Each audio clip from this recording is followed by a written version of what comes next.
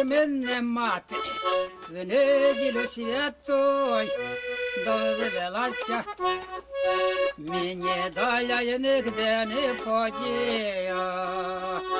Довелася, мені ж доля й нігде не подія.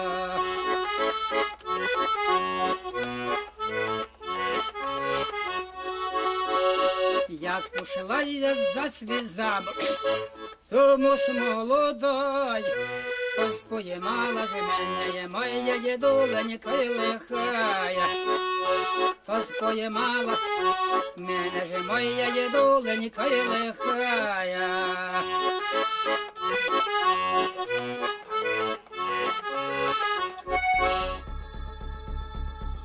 Что такое Осокорки? Станция метро? Жилой массив? Или может огромный дачный массив с бесчисленным количеством пляжей и баз отдыха? Все эти ответы верные, но есть и еще один, о котором вспоминают в самую последнюю очередь. Еще Осокорки — это старое село, которое существует на этом же месте и под нынешним названием как минимум со времен Древней Руси. Здесь, в заливных днепровских лугах, произрастали рощи осокорий или тополя черного, отчего и закрепилось такое название. Сохранилось село и до наших дней, правда теперь его нужно хорошенько поискать среди уймы садоводчеств, озер и автодорог. И сегодня удача была на нашей стороне, поэтому не упускайте момент, усаживайтесь поудобнее и вместе с нами отправляйтесь в путешествие по самым древним уголкам Осокорков. Ведь до сих пор не секрет, что село остается одним из самых глухих и диких мест Киева. Получить здесь по морде, о чем нам сообщили местные, здесь нормальное дело. Провалиться в яму среди дороги или наткнуться на стаю собак проще простого.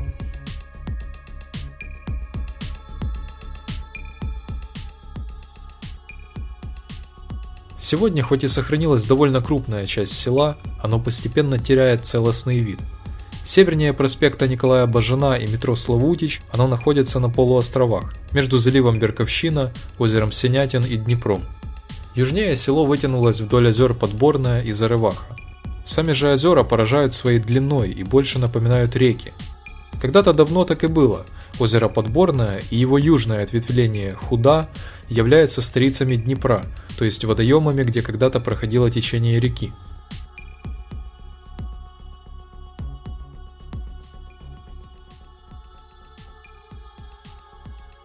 До сегодня дошли названия кутков села: Зарываха, Занохен, Завальна или Сивальна, Бесарабочка, Масливка, Підбірна, Підлипка. Кроме них еще несколько топонимов вышло из обихода. Среди таких кутки Центральна, Днепро, Кооперативна, Берегова, Лугова, Пограниччя. Причем последний куток Пограниччя являлся по сути общим кутком Осокорков и Поздняков. О чем и говорит название, он находился как бы на границе сел, отчего его считали своим и осокорковцы, и поздняковцы.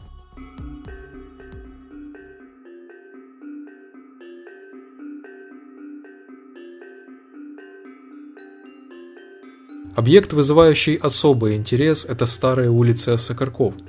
Многие из них это проезды безобразной витиеватой формы, словно ветки деревьев, хаотично облеплены со всех сторон небольшими хатками. Таким образом, одна Осокорковская улица может включать в себя несколько тупиков и перекрестков. Это и говорит о том, что спокон веков застройка села велась очень неравномерно, будто подстраиваясь под суровую стихию. О названиях этих улиц до середины прошлого века не шло и речи. Для обозначения местности назывался куток. Вместо номера хаты – фамилия семьи, а иногда и кличка, исходя из рода занятий, личных качеств. Поскольку село находилось на крайне низком, приближенном к воде участке, его жителей сильно донимали наводнения. Например, бушевала стихия в 1931 году. По крайней мере, в архивном протоколе сообщалось, что потерпело убытки около 20% села. Хаты были повреждены и почти по самые окна засыпаны песком. Кроме того, 13 хат просто перекинуло, 23 сарая уплыло, и еще в нескольких хатах попадали печи и повалились сараи. Значительная часть жителей была вынуждена переселиться, многие на Красный хутор, к слову, изначально его так и называли, хутор Осокорки. Еще некоторые осели на правом берегу, на Верхней Теличке, и даже основали хутор Острев, сейчас там сплошная промзона в районе Выдубичей.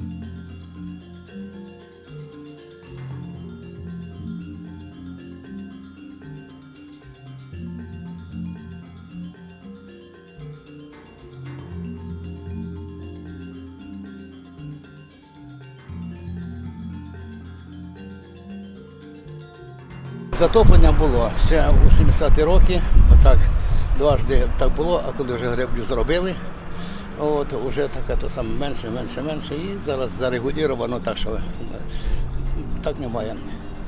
Так луга тут були дуже шикарні, трава отака от росла. От, ну, так як було, чим коров кормити, так стада було. Було стада коров, так більше 300 коров було. Ну, тобто все йшло на Київ. Ну, а сади, все це діло погубили. Тут жили, як кажуть, обособлено, кормилися, як кажуть, із свого, що було.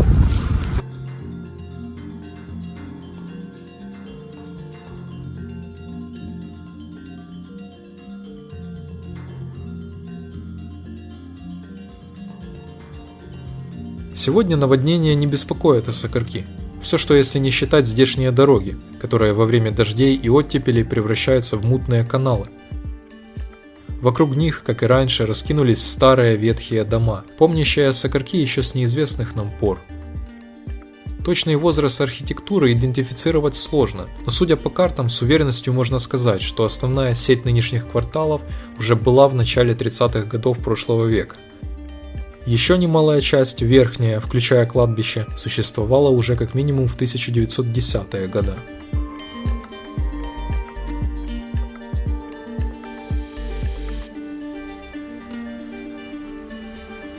Старые хаты осокорков имеют характерную особенность. Во-первых, многие окна, если хата не совсем бедная, имеют похожие наличники. Доминантой часто выступает резьба в форме короны.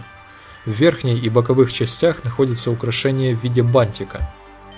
А еще более знаковая особенность – это деревянный уголок, присутствующий здесь почти на всех старых домах. Узор на уголке попроще. Как правило, есть ромбы и линии.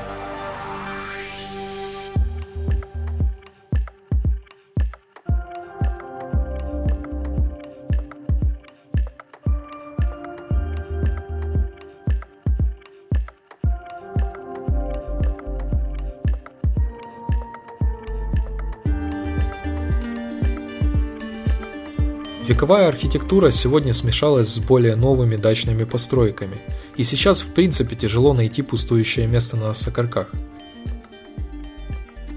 Где-то дома обновляют, иногда в лучших цыганских традициях, а где-то дачи, подобные берковецким, но уже на высоких сваях, давно не видят своих хозяев.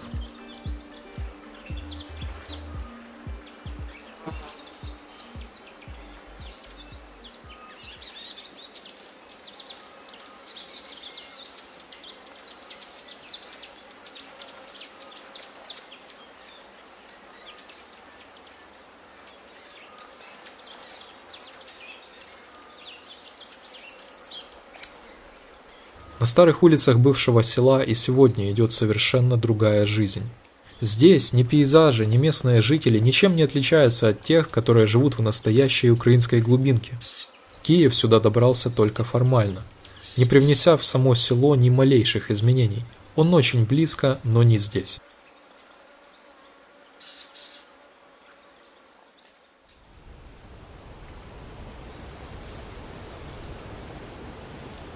Все же есть в осокорках по крайней мере один незастроенный участок, несмотря на свою приближенность к станциям метро и необъятным гипермаркетам. Это кладбище села Осокорки. Осокорковское кладбище подобно Поздняковскому, но еще раз в 10 меньше и страшнее.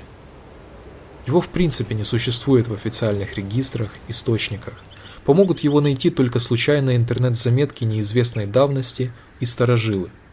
Новостной портал ПК Киев еще в 2008 году пишет: очень символично, что в некоторых местах от проспекта Бажана к Завальной улице нет даже нормального подъезда, и жителям старых осокорков к той же станции метро приходится идти по хлипкой, кустарно сделанной деревянной лестнице. Спустившись по ней, можно выйти к старому сельскому кладбищу посреди одичавших грушевых деревьев, одному из немногих атрибутов, напоминающих, что когда-то здешнее село было самостоятельной административной единицей и даже до 20-х годов прошлого века относилось к Черниговской губернии.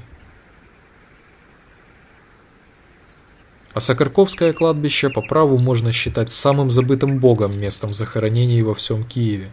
Такого мы не видели нигде. отсыревшие, поваленные деревянные кресты, словно прямиком из средневековья, погрязли в траве, усеянной мусором и шприцами.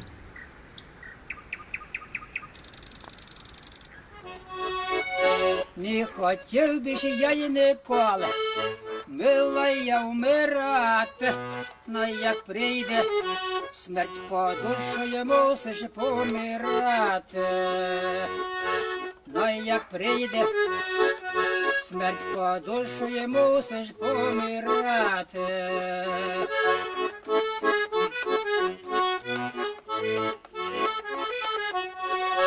Подожди, ножи мій миленький, ще ж рано вмирати. Треба тобі, мій миленький, дітей годувати. Треба тобі, мій миленький, дітей годувати.